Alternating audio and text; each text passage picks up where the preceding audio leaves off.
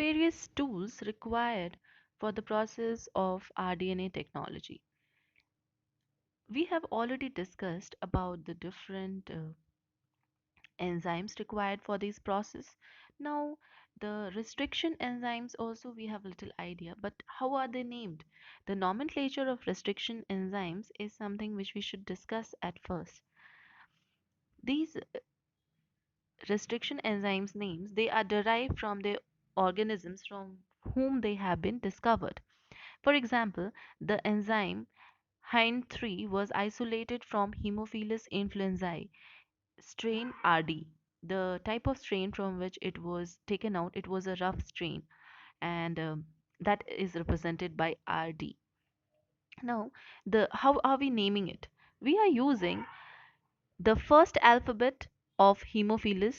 The from the genus first alphabet is taken and it is written as such. That's why it is capital H. IN is written in italics and it is taken from influenzae. IN, two alphabets from the species, and the fourth letter is taken from the strain.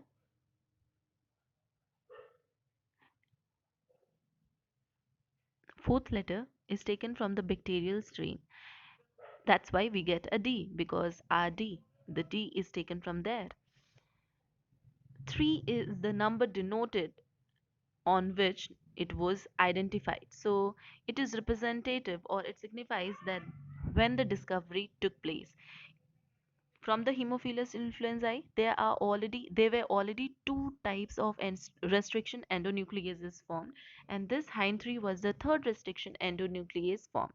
Now there are some interesting things about this type of or this restriction enzyme HIND3. The HIND1 was the first discovered restriction endonuclease, but HIND3 was the first endonuclease which was isolated from the bacterium. Isolated from the bacterium, whenever a question is asked of that type, you must say that it is HIND3 because it was the first one which was isolated from the bacterium. There are different name of the enzymes given over here, and along with it the source is given. For us, the main idea is to find out the bacterium which produces the sticky ends. So we will look into E. coli 1. From Escherichia, capital E is taken from the genus first alphabet. Second two CO are taken from the species name. From the strain, R is taken and the number of strain is 13. So from there, 1 is taken. So E. coli 1. Hind 3 we have already discussed. And see, each of them, they are forming sticky ends. BAM H1 is extracted from Bacillus amyloliquefaciens H, and that's why B is taken from the Bacillus genus first alphabet. Amyloliquefaciens AM, second two alphabets are taken from the species. H is the strain and it is producing a sticky end. Cell 1 is taken or is extracted from the Streptomyces albus G and it produces a sticky end. Rest all of them, they are producing blunt ends, so they are not of much importance for us for the case of biotechnological studies. Plasmids are another kind of vectors which are very important for formation of a recombinant bacterium. So they are taken up from the or they are the extrachromosomal material which is present in the bacterium. So a plasmid is a small circular double-stranded DNA molecule that is distinct from the cell's chromosomal DNA. They naturally exist in the bacterial cell, and they can also occur in some of the eukaryotes like Saccharomyces cerevisiae, that is the yeast. And these genes are, or these genes, the genes carried in these plasmids, they provide bacteria with certain factors or certain immunity factors, Some of it is at times antibiotic resistance, at times fertility factor, or some more factors are also provided, like the virulence factor, which is represented by small vir. Degradative plasmids are there, which destroy the entire plasmid itself, and col plasmids are also present. Restriction factors are presented by R plus or R minus, F factors by F plus or F minus. If you remember that the bacterial cells, after formation of conjugation bridge, they transfer these factors through those conjugation bridges. Now these plasmids, they are capable of naturally causing a change in the genetic material of a plant, and that's why Agrobacterium tumefaciens is known as a natural vector. For example, this Agrobacterium tumefaciens, it has a plasmid within it known as Ti plasmid. The Ti plasmid is T represents tumor, I is representative of inducing. So tumor inducing plasmid is present in the genetic material, or is present in the plasmid of the Agrobacterium tumefaciens. So whenever it is, or wherever it is present, we can produce sticky ends by cutting into the plasmid of Ti plasmid and insert our gene of interest. As we are aware, tumor inducing factors, they will be giving rise to the cancerous cells at a very rapid speed. Same will happen with the desired gene of interest, which is inserted at the Ti site. And so our gene of interest will be multiplied or will be formed at a very high speed. We can get a lot of our gene of interest in a very small period of time. So Ti plasmids, they have the ability to drive the production of opines. Opines are certain chemicals which are formed from these Ti plasmids, and they are derivatives of amino acids as well as sugar phosphates in the host plant cell. So this makes the plant get a lot of nutrition, and as a result, huge amount of our gene of interest can be formed from those plasmids. Now, see, this is the Agrobacterium tumefaciens' own genetic material, and plasmid's genetic material is the circular DNA, which you can see. From there, that white portion is the Ti plasmid. Entire area we have taken, and we have used that white portion, which has the presence of Ti gene. We have made sticky end cut with the help of restriction enzyme. After that, we have introduced our gene of interest by again using the restriction enzyme on our gene of interest, and now a new recombinant Ti plasmid is formed. This Ti plasmid can be introduced into the cell of the plant, and as soon as it induced or it is inserted, a new plant or the formation of new gene of interest or our gene of interest can be seen in the new plant. As the plant is growing, or as the time passes, we can see the change in the plant traits, and that is because of the transformation which we have integrated into the Ti into the plant with the help of Ti plasmid. Next type of plasmid is Ri plasmid, and it is also it is also one of the belonging to the same genus Agrobacterium, but it is rhizogenes. The main purpose of this Ri plasmid is it is capable of phytodegradation, or at times it also causes phytostimulation or extraction, sometimes stabilization of the roots, and as a result, certain proliferative root structures are formed which look almost degraded, and they are kind of root nodules which are present. But since the root nodules are not properly formed, they are having hairy outgrowths. That's why it is known as hairy roots, and this particular deformation is caused because of the presence of Agrobacterium rhizogenes. We can use the same gene of our interest in this Agrobacterium rhizogenes or Ri plasmid and change it. This Ri plasmid change will also give us our desired gene in a very small period of time. Cloning vectors are vehicles which are capable of transmitting our gene of interest to some other bacterium and then getting our genes or our desired genes produced. PBR322 is the first artificial cloning vector or cloning vehicle which is formed for with the help of two scientists, Bolivar and Rodriguez.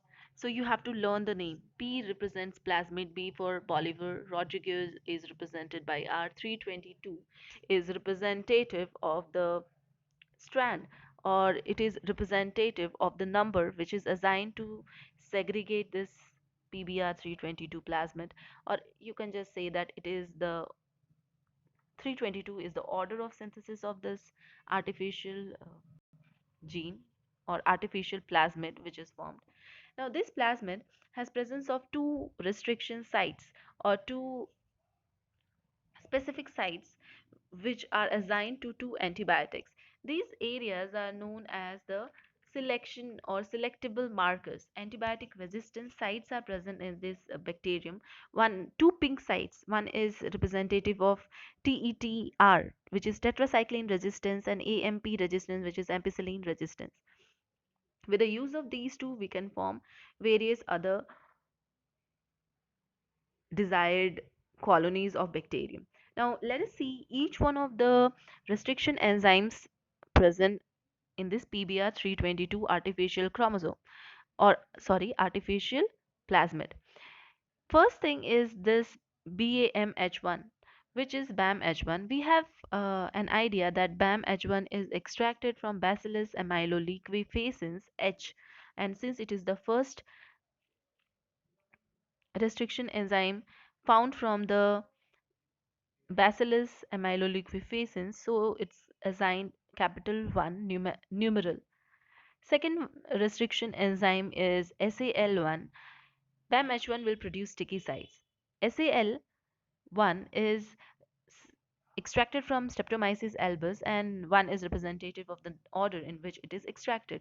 ROP1, ROP is representative of replication protein or replication of protein, ROP, replication R, O for of, P for protein. This is the site where a protein of our interest comes and binds, and then after the entire process of replication is initiated. Over there is presence of another sticky end formation restriction enzyme, that is PVU2. PVU2 is Proteus vulgaris 2. So from the bacterium or from the bacterial plasmid PVU, Proteus vulgaris, we have extracted this particular restriction enzyme. It will produce a sticky end. PST1 is Providentia stuarti, and it is also capable of producing a restriction site. PVU we have already discussed. It is, yes, Proteus vulgaris 1, and since it was the first one to be formed, so it is getting 1, whereas the second one is present at 2 positions. So first extracted restriction enzyme was from the Proteus vulgaris was PVU1, whereas second restriction enzyme is PVU2.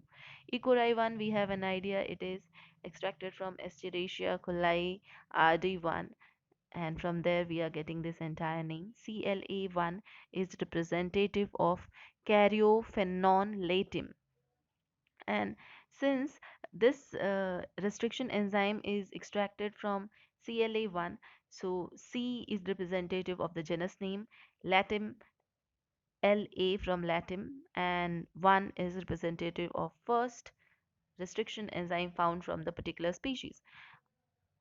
Hind 3 we have already discussed, Haemophilus influenzae. From there we have extracted this bacterium. So these are different sites which are present in the E. coli cloning vector, which has been synthetically formed or artificially formed, I should say, not synthetically, it is artificially formed.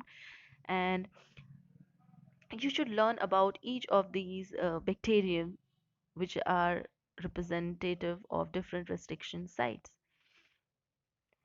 There are various cloning sites present in case of PBR322. Almost 40 major cloning sites are there. There is presence of ORI, which is origin of replication. The cloning sites are the areas where the restriction enzyme can cut and form sticky ends at which the gene of our interest can be inserted. This allows us to induce our gene of interest and form the new organism. The cloning sites can insert the desired gene of our interest. So we have an idea that in the vectors there is presence of ORI, there is presence of ROP, there is presence of selectable markers like the antibiotic resistance genes, ampicillin and tetracycline in case of PBR322. There is presence of no repetition of restriction enzymes in case of PBR322. And if we see there are present there is presence of 4361 base pairs of nucleotides in case of PBR322. In the vectors, what exactly are the vehicles are vectors? They are the vehicles which are required to transfer the foreign genetic material into any artificially produced formed cell, and in that cell it should be capable of replicating and expressing the desired character or the gene. The vector that contains this foreign DNA is known as a recombinant DNA or recombinant organism. How do we actually form a plasmid vector? So here what we are doing is we are taking our desired gene. At first our desired gene is identified. We should know that what exactly we want. So our gene of interest is identified bacteriophage, or from the any bacterium we take the bacterial plasmid and we use the same restriction enzyme in case of gene of our interest as well as in the bacterial plasmid to form sticky ends in case of both of them, and as a result we form a BAC, which is bacterial artificial chromosome, which is formed with the addition of gene of our interest as well as the bacterial plasmid, and they were cut at the sticky ends, forming the same sticky ends with the same restriction enzyme. Now the gene is removed from the organism's DNA. Bacterial plasmid DNA is cut open. So that is what we have discussed till now, and the gene is inserted into the cut DNA. As a result, we get a BAC. The inserted gene cloned or expressed in the transgenic organism or bacterium.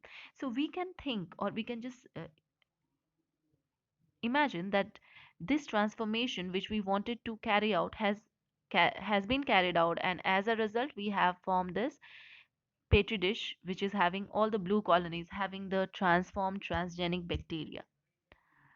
There are various types of vectors present. First is a plasmid, which we are already aware is an extra chromosomal DNA, which is present in most of the bacterium, or also in case of some of the plant cell, animal cell, or in the case of some fungi. Phage is a bacteriophage which is capable of transmitting the gene to a bacterium. Most of the times it is a lambda phage bacterium. At times it is a retrovirus or some other phage. Cosmids are special kind of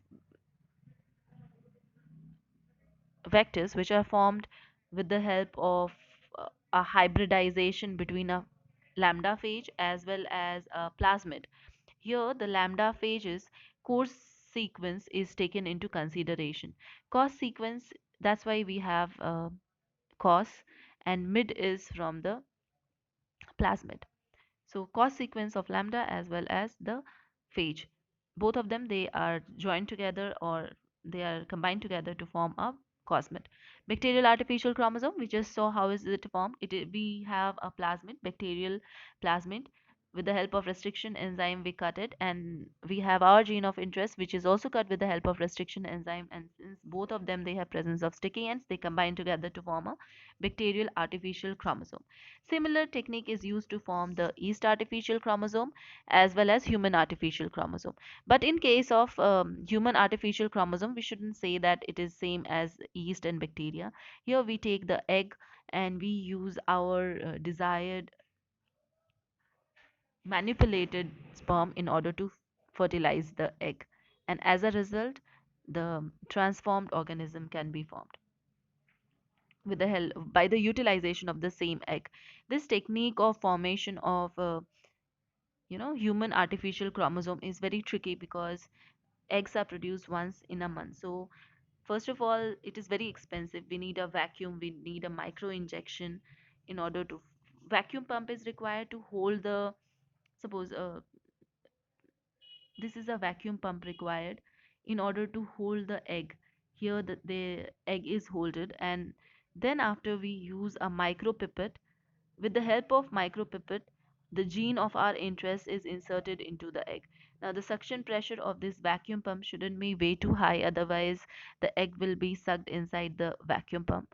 And even this injection, when it is transferring the gene of our interest, it should be transferred with a proper speed so that it gets incorporated into the nucleus of the bacteria, nucleus of the human egg. So it is a very tricky and it, trial and error method is to be followed in order to get our gene of interest incorporated into the egg cell. So that's about the different kinds of vectors, a different type of vectors. The last one is a phagmid, and this is formed by a mixture of a bacteriophage as well as a plasmid together. Now, see, this is how the transformation actually occurs. First of all, our antibiotic resistance gene is used as a selectable marker. Polylinker means there are various sites which can form the sticky ends, but we have to select only one of the site and use only one restriction enzyme in order to cut the plasmid as well as the desired gene, so that the sticky ends of similar type are formed so that they can form a DNA of our desired type. Once the DNA of a desired type is formed, we insert it into the bacterium. The insertion of our desired type DNA into the bacterium is little tricky because in a cell has to be devoid of cell wall. Only the protoplast should be present, and then after we should give heat and cold shock to the bacterial cell or the yeast cell. Now, what we do is we put the bacterial cell in ice for at first, and when we are placing it in the ice, it becomes very cool. Then we put this same bacterial cell at a temperature of 42 degrees centigrade, and we change this both places time and again unless pores start developing over the protoplast. As the pores start developing, we let, or since the medium is as such that there is presence of plasmid or transformed DNA, that transformed DNA through that pore will get incorporated in the bacterial cell and will try to get attached to the DNA of the bacterium.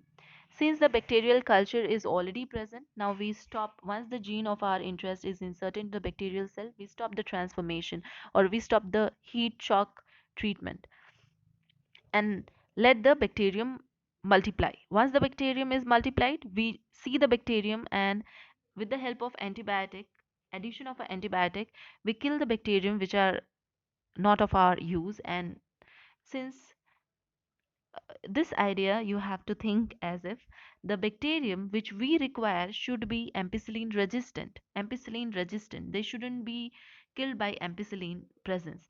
So we add ampicillin into the culture of this bacterium over here. So ampicillin, once ampicillin is added, antibiotic is added in this culture, all the bacterium which are crossed, they all were not resistant to ampicillin, and that's why they all are dead.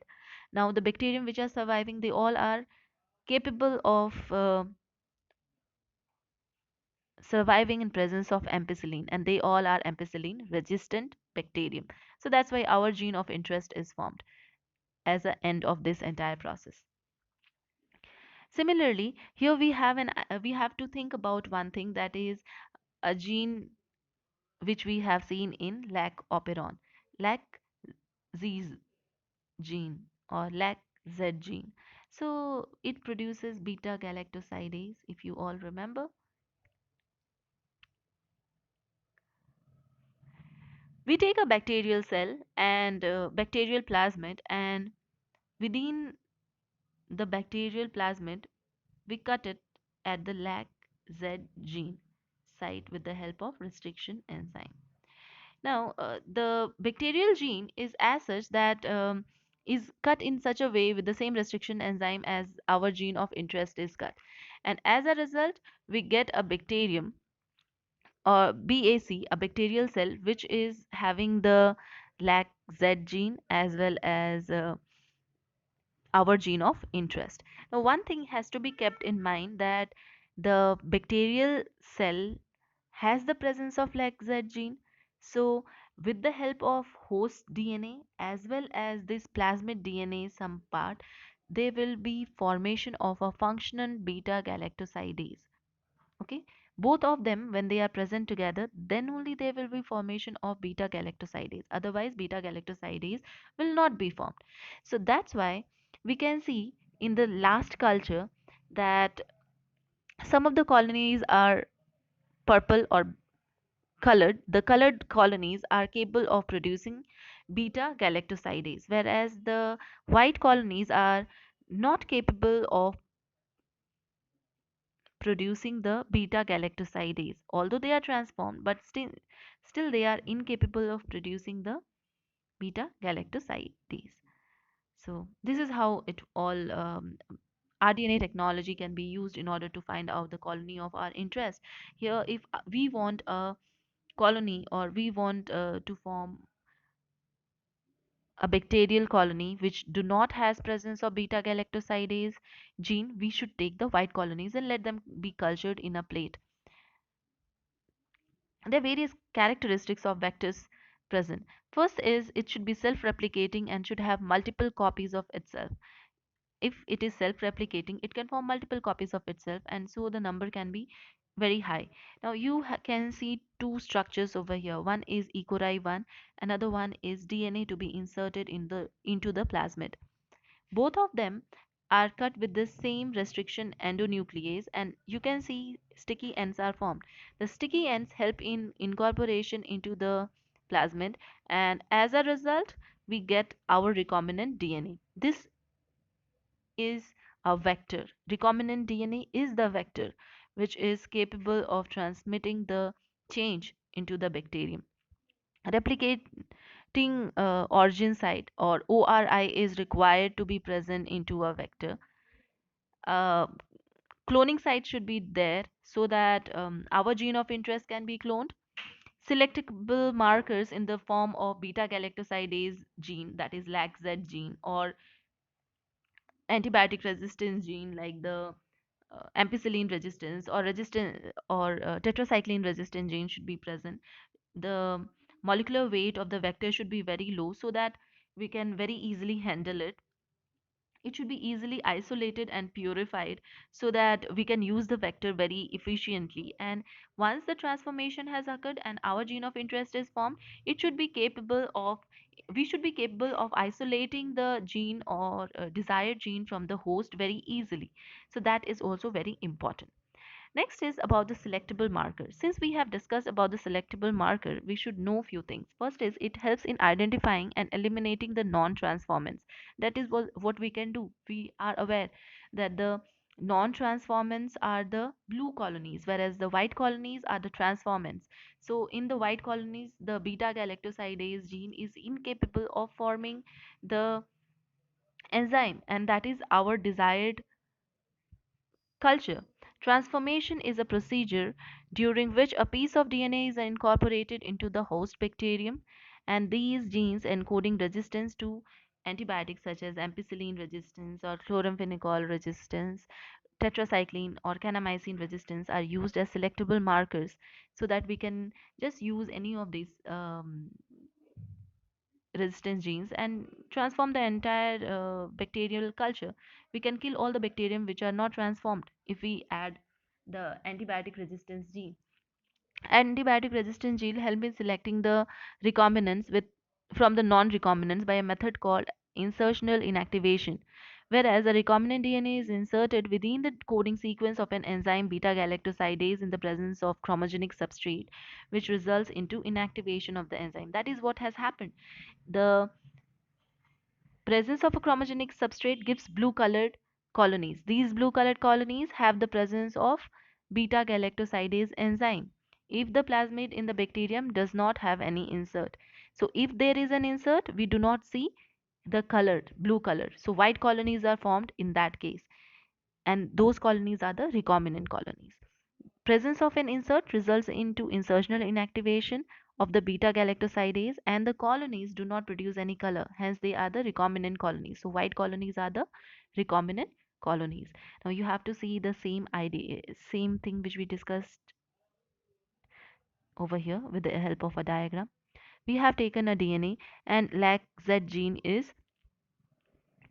taken into consideration. We are cutting the gene with the help of restriction enzyme, and we are using the same restriction enzyme to produce the sticky ends for the case of the plasmid as well as the human DNA fragments. Once the recombinant DNA is formed, we allow it to be inserted into the bacterium with the heat and cold shock. Once the bacterium is developed in the culture, we let them grow in a culture medium. Once they are growing in the culture medium, this culture medium is made up of agar. If you remember, agar is formed from alga, Giladium, if you remember. Colonies carrying non-recombinant plasmid with intact LAC-Z gene are blue colored. So they are the ones which have capability of producing the beta galactosidase. So beta galactosidase is formed over here. Here formation of beta galactosidase enzyme is there. I am writing just plus. Whereas in the white colonies, colony carrying recombinant plasmid with disrupted LAC-Z gene, and as a result, there is white colonies formed. So these do not have the presence of